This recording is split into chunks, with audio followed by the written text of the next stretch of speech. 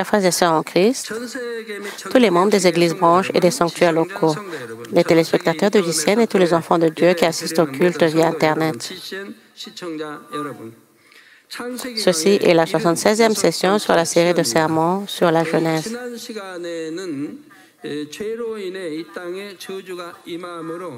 Lors de la dernière session, j'ai expliqué comment l'écosystème terrestre a changé après la malédiction du péché.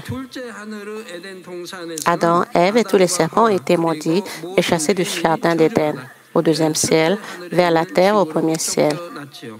De plus, la malédiction s'est également abattue sur la terre entière, au premier ciel. Tous les animaux et les plantes ont été maudits.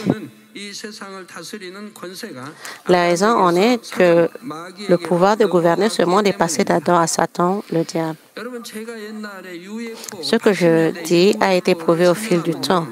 Lorsque j'ai expliqué les ovnis dans les années 80, on m'a traité d'hérétique.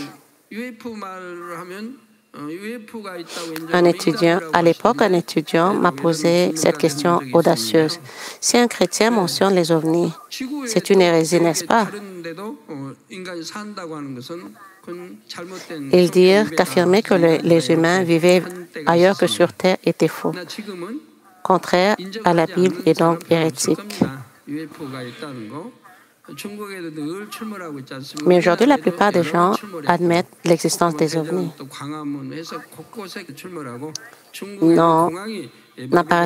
N'apparaissent-ils pas constamment en Chine? Ils sont également apparus à plusieurs reprises dans notre pays. La dernière fois, ils étaient à Daejeon et à Gwanghwamun. Et ils étaient partout. En Chine, les aéroports ont été fermés suite à plusieurs incidents où des avions n'ont pas pu décoller à cause d'ovnis. Il existe diverses théories sur l'extinction des dinosaures, mais j'ai dit que le feu était descendu du deuxième ciel et avait brûlé et tué uniquement les dinosaures. Avec les progrès de la science, des théories plus crédibles commencent à émerger. Cet article de Pyongyang News intitulé « Les dinosaures ont disparu à cause des rayons cosmiques ». Bien que les scientifiques ignorent l'existence du jardin d'Éden, ils ont réfuté de nombreuses théories et croient désormais qu'un rayon cosmique a tué les dinosaures, ce qui est très proche de la vérité.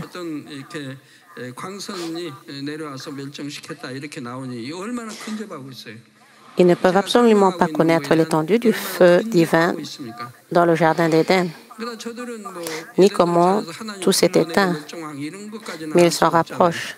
La cause de l'extinction des dinosaures était considérée comme un facteur externe et non interne.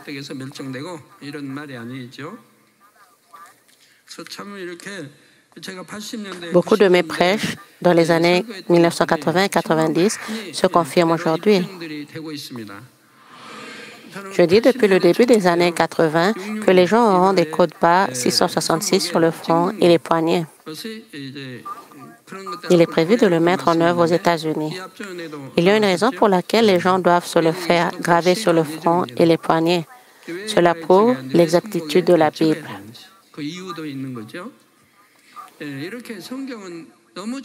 Ainsi, toutes les plantes et tous les animaux ont été maudits, car le pouvoir de gouverner ce monde est passé d'Adam à Satan, le diable. Dans Luc 6, le diable dit à Jésus, et il lui dit, « Je te donnerai toute cette puissance et la gloire de ces royaumes. » Ce verset indique également que le diable a reçu cette autorité qui lui a été donnée. Qui la lui a donnée? Dieu? Non. Il l'a certainement reçu parce que quelqu'un d'autre la lui a donnée. Car elle m'a été donnée et je la donne à qui je veux.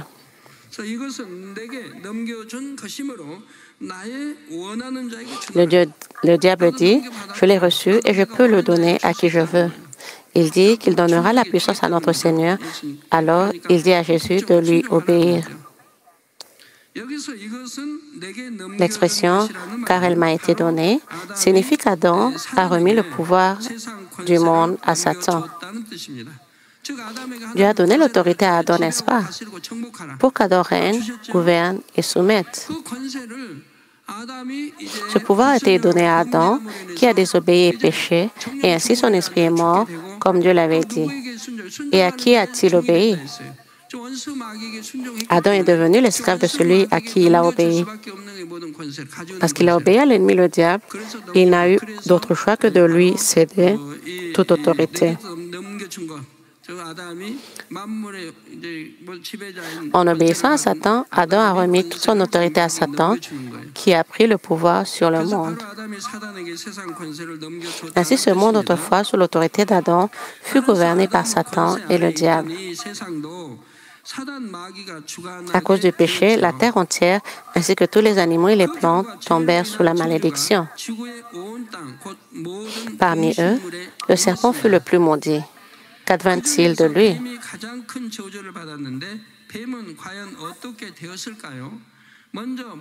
Tout d'abord, son apparence physique fut terriblement altérée.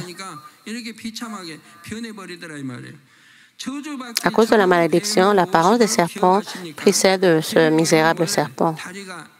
Vous souvenez-vous de sa description avant sa malédiction? Le serpent avait autrefois des pattes. Sa peau était très soyeuse et brillait de mille feux. Sa couleur était très pure, mais splendide. En général, son corps était lent, soyeux et doux. Il brillait intensément et était magnifique à contempler. Lorsqu'un tel serpent était maudit, il devenait hideux et affreux en comparaison. Ses pattes disparurent et il dut ramper sur le ventre.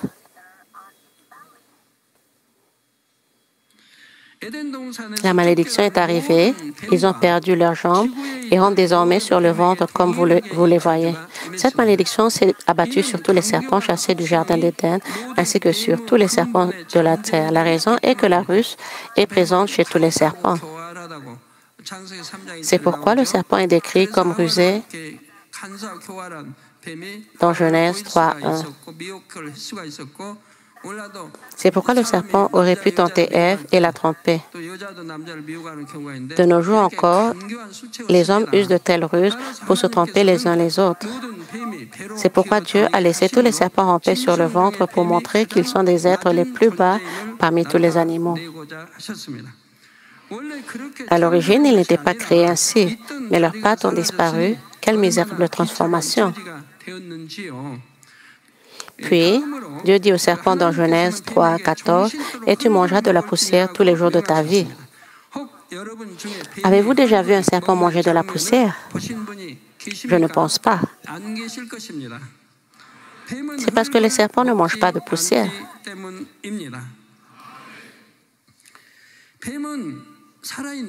Ils mangent des souris, des grenouilles, des oiseaux ou des insectes.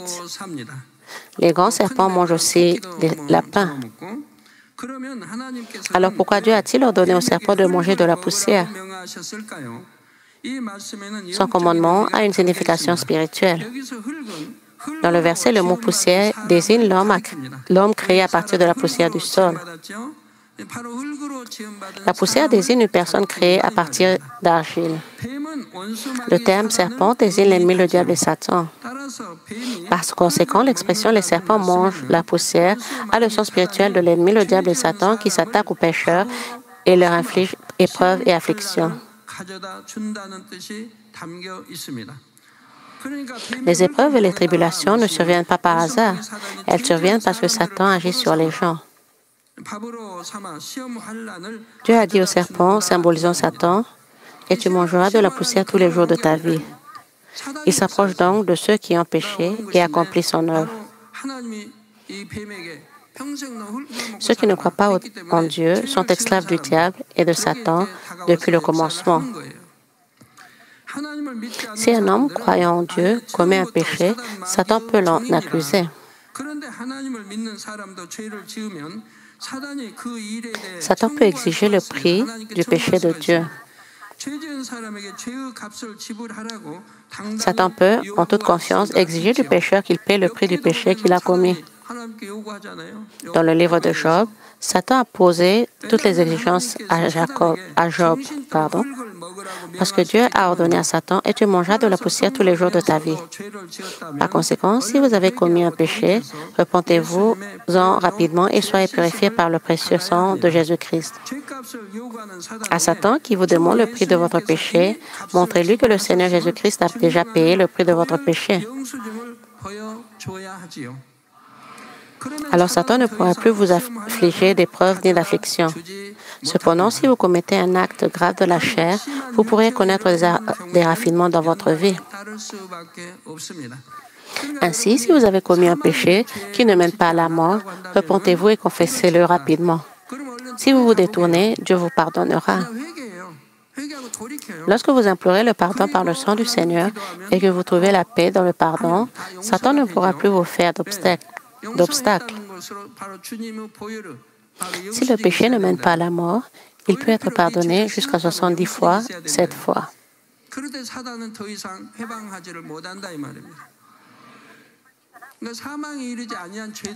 Si Dieu n'avait pas manifesté une telle miséricorde, personne ne serait sauvé.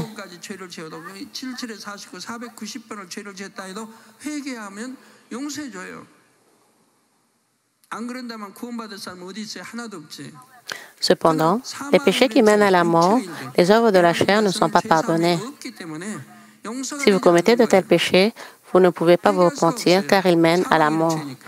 Si vous commettez ces péchés, de nombreux désastres s'en suivront. Certains croyants disent, « Oh, j'ai eu une bonne vie de foi, mais pourquoi ai-je contracté cette maladie? » Alors, ils y réfléchissent. Il est clair que la famille a une influence. Parce que la ceinture se forme, le couple ne fait plus qu'un. Lorsque les parents pêchent, la souffrance est transmise à leurs enfants. Et lorsque les enfants pêchent, la souffrance est également transmise à leurs parents. Si un enfant commet un péché mortel, la punition est transmise aux parents. Elle peut être transmise à la mère. Si les parents commettent ce genre de péché, la punition est transmise à l'enfant. Elle est transmise à celui qu'ils aiment. C'est pourquoi la Bible nous dit de nous débarrasser des passions de la chair.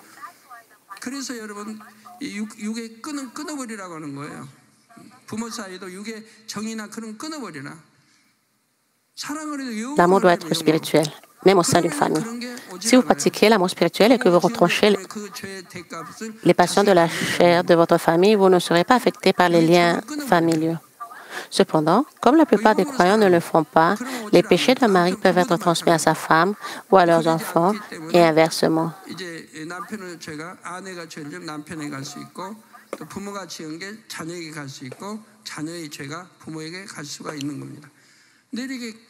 Ce qui est vraiment surprenant, c'est que lorsqu'un père pêche, la rétribution de ce péché revient à l'enfant qu'il aime le plus. Il s'avère que c'est le père qui aime son enfant le plus et de façon intensément. Dieu est amour. Et lorsqu'une personne pêche, il veut l'inciter à se détourner de son péché et à le sauver en faisant retomber le châtiment de son péché sur celui qu'elle aime le plus. Sinon, elle irait droit en enfer. Nous voyons que Dieu nous discipline dans sa providence bienveillante.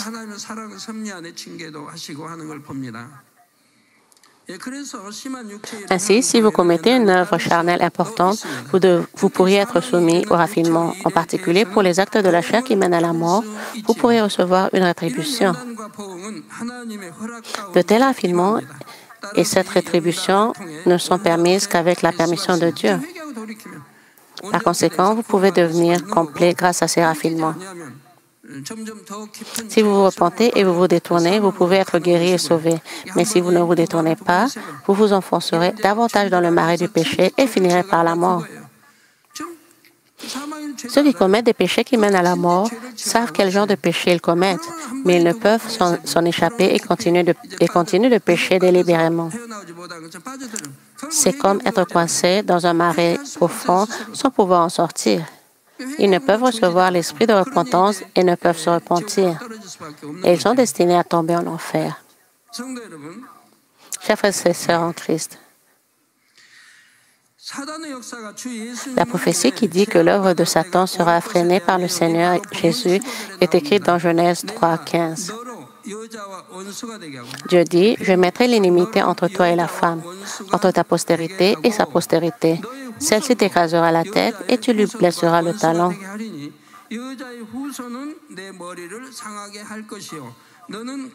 Ici, la femme ne désigne pas l'opposé de l'homme. Spirituellement, il désigne Israël. Je mettrai inimité entre toi et la femme. Je mettrai inimité entre le serpent et la femme, entre ta postérité et sa postérité. Celle-ci t'écrasera la tête et tu lui blesseras le talon.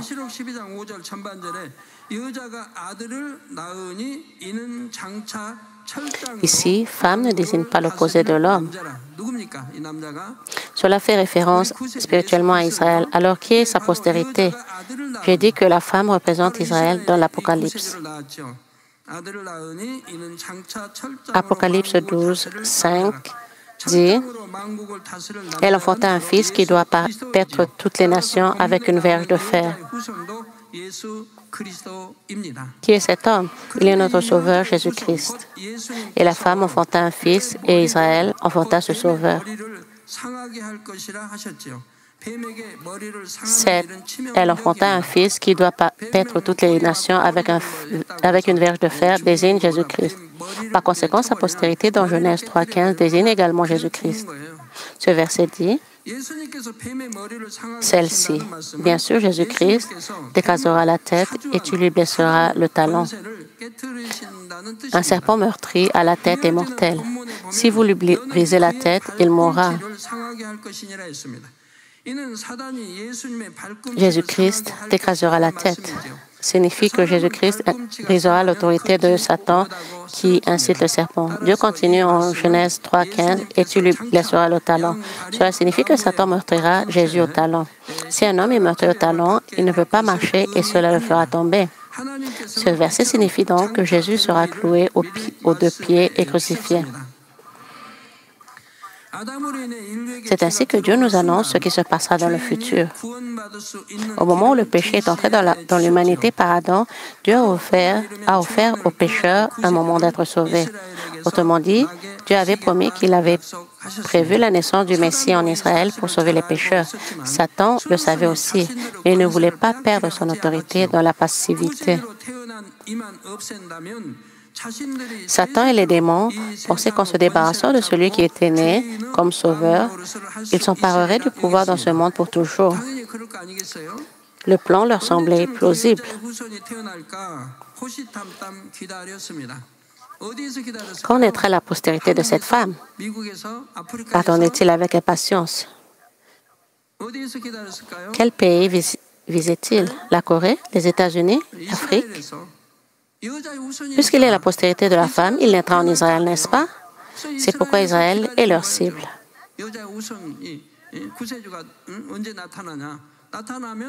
Ils ont donc envisagé de tuer le Sauveur dès sa naissance. Chaque fois qu'un homme de Dieu apparaît, ils incitent des mauvaises gens à le persécuter et à le tuer. Finalement, il y a environ 2000 ans, Jésus est né en Israël.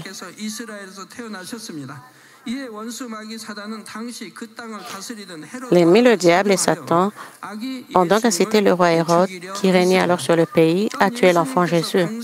De plus, même après le début de son ministère public, ils ont tenté de lui nuire à plusieurs reprises en incitant des mauvais gens. Ainsi, lorsque l'enfant Jésus fut en danger, Dieu envoya un ange à l'avance pour faire fuir ses parents en Égypte. Même après la mort et le retour du roi Hérode, ils ont tenté à plusieurs reprises de tuer Jésus par l'intermédiaire de ces mauvais gens. Même dans l'Ancien Testament, si des prophètes ou des serviteurs accomplissaient des miracles, ils étaient assurés d'être tués par de mauvais gens. Il en va de même aujourd'hui. Si Satan trouve un serviteur qui exerce l'autorité de Dieu, il tente de le tuer. Il tente de tuer les serviteurs du Seigneur qui accomplissent des miracles et des prodiges en les accusant d'hérésie. L'ennemi, le diable et Satan ont tenté de nuire à Jésus à plusieurs reprises en incitant des mauvais gens à le faire. Chaque fois que cela s'est produit, Dieu a protégé Jésus afin que personne ne puisse le blesser. Le moment est venu, Jésus a été arrêté par la providence divine. Il a été crucifié sur la croix, a versé son sang et est mort. L'ennemi, le diable et Satan pensaient avoir remporté la victoire. Ils pensaient continuer à jouir du pouvoir temporel parce qu'ils avaient détruit la postérité de la femme qui écrasera la tête du serpent. Cependant, pour eux, ce fut une terrible erreur et un mauvais calcul. Combien de plans et de conspirations maléfiques se révèlent être des illusions et des erreurs de calcul avec le recul. Lorsque nous suivons le droit chemin, Dieu nous protège et tout va bien, et même mieux. Mais si nous ne le faisons pas, les choses se déroulent-elles selon les plans humains? Non, au contraire, tribulation et épreuves nous attendent.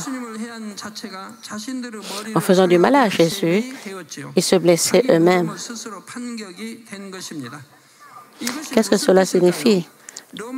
La première moitié de Romains 6, 23 révèle une loi spirituelle importante. Car le salaire du péché, c'est la mort. Cela nous indique que la peine de mort ne s'applique qu'aux pécheurs.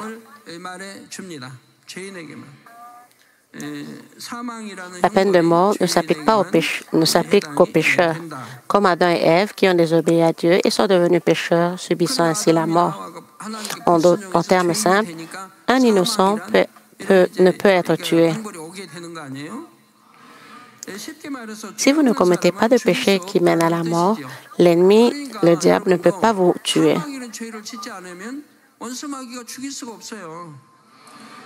Dans ce cas, si vous vous repentez et vous détournez de vos péchés, Dieu vous protégera certainement sans erreur et vous réconfortera.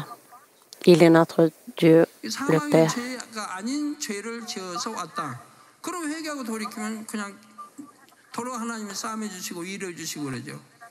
Le problème est que les personnes qui ont commis un péché qui mène à la mort ne souffrent pas d'une maladie mortelle.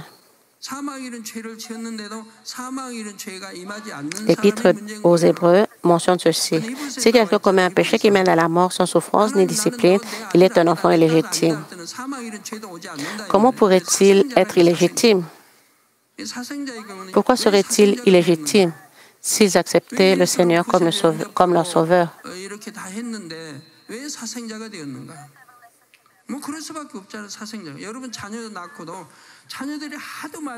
Si les enfants n'écoutent pas jamais leurs parents, les maltraitent, leur désobéissent et les trompent, et s'ils vont à l'encontre de leurs désirs, que feront-ils finalement? Les parents qui voient un tel enfant seront profondément bouleversés et angoissés. Ils regretteront de l'avoir élevé. Ils auront le cœur brisé et regretteront de le monde. En fin de compte, cela brise le lien entre parents et enfants.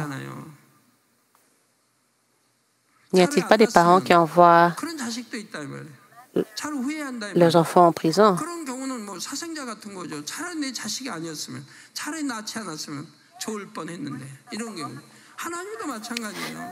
En fin de compte, cela brise le lien entre parents et enfants et ils deviennent des enfants illégitimes.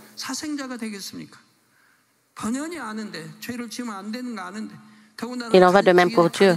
Combien de fois doivent-ils désobéir à la parole de Dieu et commettre des péchés avant de devenir des enfants illégitimes? De plus, ils sont en position de guider et d'enseigner les croyants. La colère de Dieu sur eux est décuplée.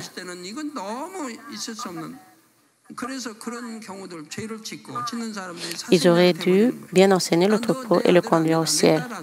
Mais ils continuent de commettre des péchés en l'enseignant. Cela n'aurait pas dû arriver, et dans ce cas, ils deviennent des enfants illégitimes. Ils ne sont plus enfants de Dieu. Pour revenir au sujet principal, Satan ne peut pas tuer quelqu'un qui n'a pas commis de péché mortel. Il ne pourrait donc pas nuire à la vie de Job. Job était couvert d'ulcères de la tête aux pieds, mais Dieu pouvait le guérir instantanément et il n'aurait jamais permis à Satan de lui ôter la vie. En d'autres termes, Job n'avait pas commis le péché mortel. Par conséquent, Satan ne pouvait pas le tuer. Ceci s'applique également à vous. Jésus n'avait ni péché mortel, ni péché commis par lui-même. Il n'y avait absolument aucune raison de le mettre à mort.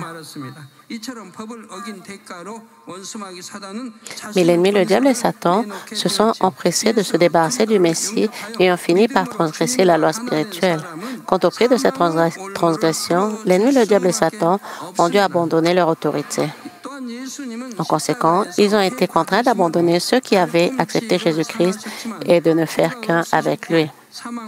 De plus, bien que Jésus ait subi une blessure au talon sur la croix, il a brisé le pouvoir de la mort et est ressuscité. Les âmes qui s'unissent au Seigneur par la foi recevront également la vie éternelle comme le Seigneur et vivront éternellement au ciel. Notre Seigneur a brisé le pouvoir de Satan et a sauvé d'innombrables pécheurs, tandis que l'ennemi, Satan, s'est laissé prendre à ses propres manigances et a perdu beaucoup de choses. Ainsi, la parole de Genèse 3,15 qui dit « Celle-ci t'écrasera la tête », s'est accomplie. Ceci est décrit dans 1 Corinthiens comme un secret gardé secret depuis des siècles. Dieu l'a caché et agi en son nom avant les siècles. Si l'ennemi, le diable, le savait, il n'aurait pas été nécessaire de crucifier le Seigneur. Dieu le Père a fait en sorte que Satan ne le sache pas. Un secret caché depuis des siècles a été révélé il y a plus de 2000 ans. Même aujourd'hui, il existe un secret concernant l'œuvre du Saint-Esprit dans les derniers jours. De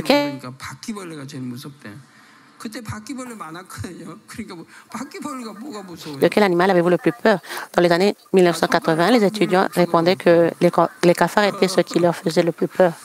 Mais si vous serrez un cafard avec votre main, il mourra. Les serpents agitent leur langue, piquent avec du venin, et une seule morsure peut vous tuer. Les serpents sont la chose la plus effrayante et la plus flippante qui soit. Oh, il y a un serpent à l'écran. Les hommes ont-ils aussi peur des serpents? Qui a le plus peur, les hommes ou les femmes? Les femmes ont plus peur des serpents et les trouvent effrayants. Quelle en est la raison? Si vous remontez la lignée féminine, vous trouverez Ève.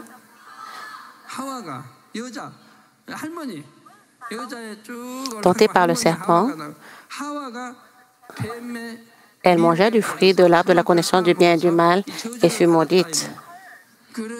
Notre ancêtre Ève fut tentée par le serpent et désobéit à Dieu. C'est pourquoi sa postérité, les femmes détestent le plus les serpents. Elles les trouvent dégoûtants. Les hommes aussi, mais moins que les femmes.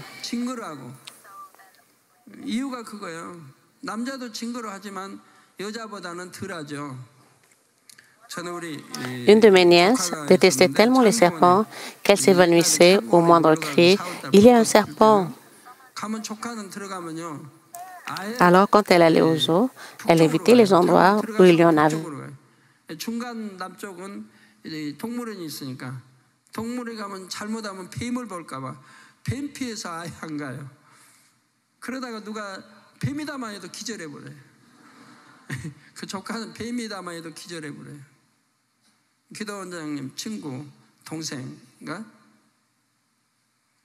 그런 조카가 있었는데 여자들은 그렇게 뱀을 싫어하고 무서워해요. 싫어하지 않는 사람도 있더라고요. 뱀하고 친구 삼아서 목에다가 걸고 그냥 포켓에다 넣고 그런 여자도 있긴 있습니다만은 그건 훈련을 통해서 뭐 그렇게 됐겠지만 예, 바로 뱀을 무서워하는 이유도 여자가 뱀을 속성 중에 뱀을 무서워하는 것도 바로 하와로 인해 뱀이 하와를 미혹해서 넘어가 선악과 따먹고 사망길로 갔기 때문에 그렇게 무서워하고 싫어하는 겁니다. 이 성경은 이렇게 풀고 알고 보면 얼마나 정확한 건지 몰라요. 정확한 그런 거 하나하나까지도 얼마나 정확한 건지 몰라요. 저도 뱀은 정말 싫어요. 뱀은 제일 싫어하는 게 뱀이에요. 제일 무서워한 게 뱀이고 다른 거 웬만하면 안 무서워하는데 이 뱀은 무서워요. 그렇게 무서워서 꼭 무섭겠어요? 징그럽고 싫은 거예요, 뱀이. 저 어려서도 뱀 무서워했는데 나중에 이제 성경을 상고하고 성경을 알고 나서 내가 왜 그렇게 뱀을 싫어했구나 하는 것을 이제 알았지만요. 네.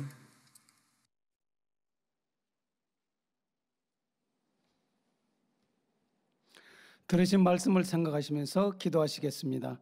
할렐루야. 아버지 하나님 감사합니다.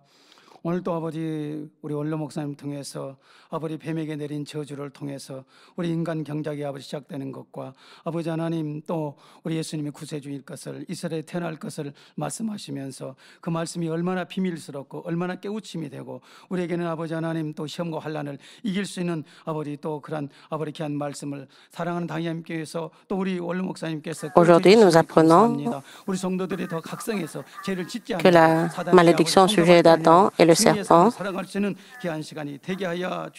la signification spirituelle veut dire que Jésus-Christ sera brûlé en Israël. Quand nous recevons la prière du pasteur titulaire pour les malades, s'il vous plaît, posez vos mains sur votre torse et vos parties faibles. Et si vous n'êtes pas malade, s'il vous plaît, posez vos mains sur votre torse pour recevoir la réponse avec foi. Alléluia, Dieu Tout-Puissant, notre bien-aimé Père. S'il te plaît, impose tes mains sur tous les croyants qui reçoivent cette prière maintenant. Montre tes œuvres qui transcendent le temps et l'espace à ceux qui reçoivent cette prière via GCN, Internet et la télévision par satellite dans les églises branches et les sanctuaires locaux, ainsi qu'à tous les enfants de Dieu dans le monde. Donne-leur la foi pour croire de tout leur cœur, chasse les pensées négatives et les doutes et chasse tous les tests et épreuves, de la tête aux pieds, tous les entrailles, articulations, nerfs, tissus et cellules, quelle que soit la partie malade, brûlée avec le feu du Saint-Esprit et la lumière originelle. Au nom de Jésus-Christ, je commande à l'ennemi, le diable et Satan, que toutes les maladies, germes et virus et infirmités disparaissent, que la lumière soit. S'il te plaît, brûle toutes les maladies terminales et incurables avec le feu du Saint-Esprit. Chasse toutes les maladies endémiques, dont la malaria, le paludisme. Toutes les maladies contagieuses, y compris le rhume, la grippe et la fièvre, disparaissent. Protège-les de toutes sortes de germes et de virus. Guéris-les de toutes sortes de cancers, de l'estomac, du poumon, du foie, du sein, de l'utérus et de l'intestin, le sida, la leucémie, l'apoplexie cérébrale, l'hypertension et l'hypotension artérielle, le diabète, les problèmes de thyroïde, les maladies cardiaques, pulmonaires et maladies de femmes, ainsi que toutes les inflammations disparaissaient. Guéris-les de la polio, des accidents vasculaires cérébraux, de l'arthrite et des hernies discales, maux de dos, maux de tête, névralgie et toute autre douleur disparaissait. Épilepsie, autisme, dépression, névrose et autres maladies mentales disparaissaient. Toutes sortes de paralysies, soyez déliés, levez-vous, marchez et sautez. Que les yeux puissent bien voir, que les oreilles puissent bien entendre, que les aveugles voient, les sourds entendent et les muets parlent. Guéris-les des séquelles de toutes sortes d'accidents. Restaure leurs os brisés. Restaure-les des brûlures. Permets que la chaleur et la sensation de brûlure disparaissent. Père, qu'il ne reste aucune cicatrice. Soyez purifiés de toutes sortes de dépendances à la drogue, d'empoisonnement et de toxicomanie. Permets que les nerfs, tissus et cellules morts soient régénérés. Redonne vie aux morts. Donne-leur la bénédiction de la conception. Recevez la bénédiction de la conception. Au nom de Jésus-Christ, je commande à l'éliminer le diable et Satan, au maître de la puissance de l'air, aux forces maléfiques des lieux célestes et à leurs serviteurs, disparaissez. Disparaissez, esprit mauvais, impur, de fausseté et trompeur, esprit de séparation et toutes les forces des ténèbres. Déliez les liens des ténèbres, ténèbres disparaissez. Que la lumière soit. Dieu le Père, donne-leur la force de se créer dans la prière et la puissance de se débarrasser des péchés et de se sanctifier. Comme leurs âmes prospèrent, que tout aille bien pour eux et que leur famille soit évangélisée. Protège-les de toutes sortes d'accidents et de catastrophes tout au long de cette semaine et bénis-les pour qu'ils mènent une vie prospère sans aucun problème. Avec le feu ardent du Saint-Esprit, de l'armée céleste et des anges, et avec tes yeux ardents, protège tous tes enfants, leurs familles, leurs lieux de travail et leur commerce. Donne aux étudiants la sagesse et la compréhension et donne leur enthousiasme et la ferveur pour étudier ardemment. S'il te plaît, garde leur cœur et leur pensée des choses du monde et permets qu'ils puissent aimer Dieu avec plus de ferveur. Que des enfants mangent, boivent ou quoi qu'ils fassent, permets qu'ils puissent le faire en vivant une vie qui te glorifie, Dieu le Père. Qu'ils soient capables de témoigner du Dieu vivant en disant « J'ai rencontré et expérimenté Dieu et j'ai reçu ses réponses et ses bénédictions. » Dieu notre Père, merci. Sois glorifié toi seul. Au nom de notre Seigneur Jésus-Christ, j'ai ainsi prié. Amen.